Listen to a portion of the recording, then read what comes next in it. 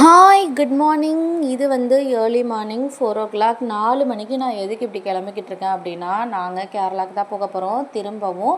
நான் அப்போ என்னோடய ஃபேஸை ரெடி பண்ணிவிட்டு வந்து வீடியோ கண்டினியூ பண்ணுறேன். அதுக்கு முன்னாடி என்னோடய ஹேருக்கு வந்து ஹேர் சீரம் நான் போட்டுக்கிறேன். ஏன்னா ட்ராவல் அப்படின்னா ரொம்பவே களைஞ்சிரும். என்னோடய முடி வந்து ஒரு அடங்காத முடி, ரொம்பவே ட்ரையான ஒரு ஃப்ரீஸியான ஒரு ஹேர் தான் எனக்கு. ஃபேஸும் ரொம்ப ட்ரையான ஒரு ஃபேஸ், அதனால் இதை ரொம்ப மெயின்டைன் பண்ணணும். ஃபஸ்ட்டு ஹேருக்கு வந்து ஹேர் சீரம் போட்டதுக்கப்புறமா ஃபேஸ்க்கு மாய்ஸ்சரைசர் போடலாம் அப்படின்னு நினச்சிக்கிட்டு இருந்தேன். அடிக்கடி கேரளாவுக்கு போகிற மாதிரியே வீடியோலாம் வரும். ஆனால் உண்மையிலே அடிக்கடி கேரளாவுக்கு போயிட்டு வந்துட்டு தான் இருக்கோம். இன்னும் கொஞ்சம் நாளில் கேரளாவில் போய் செட்டில் ஆக போகிறோம். அது மட்டும் இல்லாமல் ஃபங்க்ஷன் அப்படின்ட்டு நிறைய இருக்குது. அதனால் கண்டிப்பாக கேரளாவுக்கு போய் தான் ஆகணும் அப்படின்னு போயிட்டு வந்துக்கிட்டு இருக்கோம். அதுக்கப்புறம் கொஞ்ச நாளுக்கு அப்புறம் கேரளாவில் போய் செட்டில் ஆனதும் அங்கேருந்து வீடியோ போடுற மாதிரி இருக்கும். என்னோடய ஃபேஸ்க்கு வந்து மாய்ஸ்சரைசர் நான் போட்டுக்கிட்டேன். இந்த மாய்ஸ்சரைசர் வந்து எனக்கு சூப்பராக செட் ஆச்சு என்னோடய ஃபேஸ்க்கு. என்னோடய ஃபேஸ் வந்து ட்ரை ஃபேஸ்னால என்னோடய ட்ரை ஸ்கின்னுக்கு வந்து நார்மலான ஜெல் மாய்ஸ்சரைசர் வந்து சூட் ஆகவே ஆகாது. ரொம்ப திக்காக இருக்கிற மாதிரி ஒரு க்ரீம் மாய்ஸ்சரைசர் தான் எனக்கு சூட் ஆகும். அதனால் அந்த இதை போட்டால் எனக்கு வந்து பிம்பிள்ஸ்லாம் அதிகமாக வராது. சில பேருக்கு வந்து க்ரீம் மாய்ஸ்சரைசர் போட்டால் ரொம்ப ஆயிலியாக இருக்கும், பிம்பிள்ஸ் வரும். ஆனால் எனக்கு ட்ரை ஸ்கின்றதுனால இந்த மாதிரி க்ரீம் மாய்ஸ்சரைசர் வந்து செட் ஆகும். நான் எப்போவுமே ஒரே மாதிரி ஹேர் ஸ்டைல் போட்டு கொஞ்சம் போர் அடிச்சிருச்சு. அதனால் முன்னாடி மட்டும் கொஞ்சம் வேறு மாதிரி நான் தலை பின்னிக்கிட்டேன். அதுக்கப்புறம் பின்னாடி வந்து எப்பவும் போல் போனி டெயில் போட்டுக்கிட்டேன். இந்த ட்ரெஸ்ஸுக்கு இந்த மாதிரி ஒரு ஹேர் ஸ்டைல் போட்டால் நல்லாயிருக்கும் அப்படின்னு தோணுச்சு. அதனால் இன்றைக்கி இந்த ஹேர் ஸ்டைல் வந்து நான் ட்ரை பண்ணேன். போய் தலை சீவிட்டு வரதுக்குள்ளே என்னோடய ட்ரை ஸ்கின் வந்து மறுபடியும் ட்ரை ஆயிடுச்சு. போட்ட மாய்ஸ்சரைசர்லாம் எங்கே போச்சுன்னே தெரியலை. அதனால் திரும்பவும் மாய்ஸ்சரைசர் போடணும் அப்படின்னு நான் என்னோடய மாய்ஸ்சரைசர் எடுத்து நான் போட்டுக்கிட்டேன். தலை சீவினதுக்கப்புறமா திரும்பவும் மாய்ஸ்சரைசர் போட்டு ஏர்லி மார்னிங்கில் ஹெவி மேக்கப் பண்ணணுமா அப்படின்னு தோணுச்சு. இருந்தாலும் பரவாயில்ல, எப்போவாவது தான் ட்ராவல் பண்ணுறோம், அப்போவுமே எந்த மேக்கப்புமே பண்ணக்கூடாது அப்படின்னா, பண்ண முடியலை அப்படின்னா அப்புறம் எதுக்கு வாங்கி வச்சுருக்கேன் மேக்கப் ஐட்டம்ஸ், காஸ்மெட்டிக்ஸ் எல்லாம் அப்படின்னு தோணுச்சு. இப்போலாம் நைட் வந்து அதிகமாக தூங்க முடியறதில்ல, லேட்டாக தூங்குறேன். தம்பி வந்து ரொம்ப நேரம் லேட் நைட் வந்து விளாண்டுட்ருக்கான். அதனால் லேட்டாக தூங்குறனாலையும் சரியாக தூங்க முடியாதனாலையும் டார்க் சர்க்கிள் வந்து அதிகமாகிடுச்சு. அதை கவர் பண்ணுறதுக்காவது லைட்டாக டச்சப் பண்ணணும் அப்படின்னு தோணுச்சு. மாய்ஸ்சரைசர் நல்லா வந்து ஃபேஸ் ஃபுல்லாக போட்டுக்கிட்டேன்.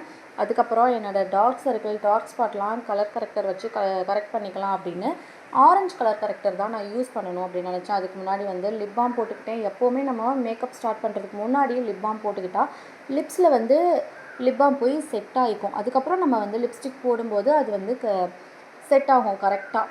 நான் இன்றைக்கி வந்து ஆரஞ்சு கலர் கரெக்டர் தான் யூஸ் பண்ணிக்கிட்டேன் டார்க் சர்க்கிள்லாம் கவர் பண்ணுறதுக்காக. அதுக்கப்புறமா வந்து கன்சீலர் போட்டு செட் பண்ணிக்கலாம் அப்படின்னு நினச்சேன்.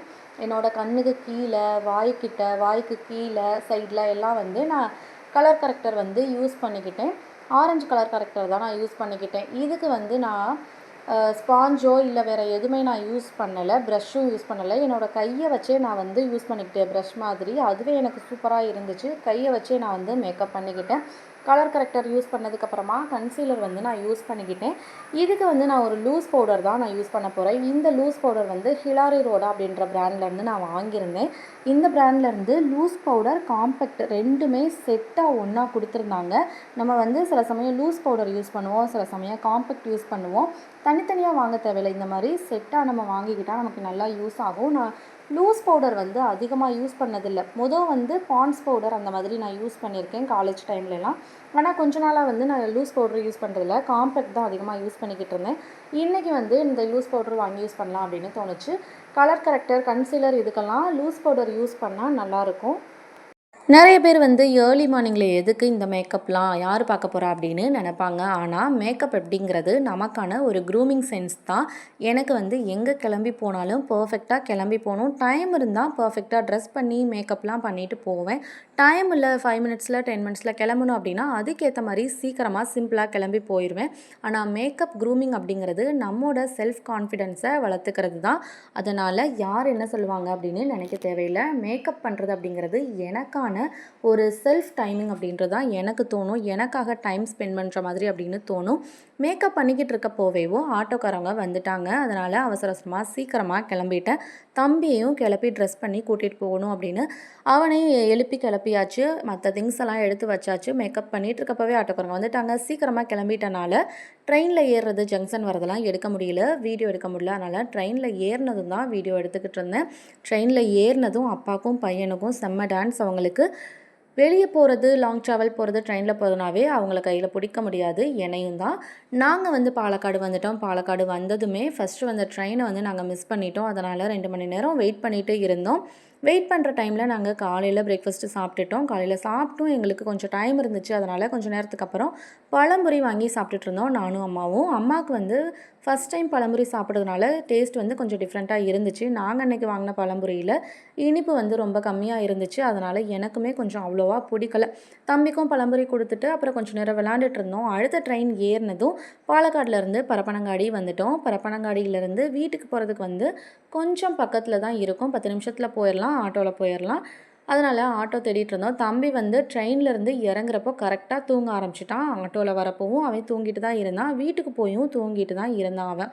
ஆட்டோவில் போனதுமே கேரளாவில் இருக்க மற்ற இயற்கை அழகு பசுமையாக இருக்கிறதெல்லாம் ரசிச்சுக்கிட்டே போனோம். எங்கே பார்த்தாலும் தண்ணி, எங்கே பார்த்தாலும் மரம், பசுமையாக இருக்கிறத பார்க்குறதுக்கே ரொம்ப நல்லா இருந்துச்சு. நான் எப்போ இந்த சைடு போனாலும் இந்த பிரிட்ஜு கீழே இருக்க ஆறு வந்து பார்த்துக்கிட்டே தான் இருப்பேன். இந்த ஆற்றை பார்த்துட்டு போகிறது வந்து எனக்கு ரொம்ப பிடிக்கும். அவ்வளோதான், வீட்டுக்கு வந்தாச்சு. வீட்டுக்கு வந்ததும் வாழை மரம், மற்ற எல்லா மரத்தையும் பார்த்துக்கிட்டே நடந்து போய்கிட்டு இருந்தோம். அதுக்கப்புறம் எங்களோட ஈவினிங் வந்து டீ ஸ்நாக்ஸோடு தான் ஸ்டார்ட் ஆச்சு. ஈவினிங் டைம் வந்து ரொம்ப ஜாலியாக இருந்துச்சு. எல்லோரும் டீ போட்டு குடிச்சிக்கிட்டு இருந்தோம். எப்போவுமே ஈவினிங் டைமில் வந்து ஃபேமிலியோட டைம் ஸ்பெண்ட் பண்ணுறது, டீ போட்டு குடிக்கிறது இப்படி தான் இருக்கும். அன்றைக்கி நாங்கள் வாங்கிட்டு வந்த ஸ்நாக்ஸு, அப்புறம் வீட்டில் இருந்த ஸ்நாக்ஸ் எல்லாம் வச்சுட்டு எங்களோட டீ டைம் இப்படி தான் போச்சு. நாளைக்கு ஓணம். இந்த வீடியோ வந்து ஓணம் முடிஞ்சதாக வரும்.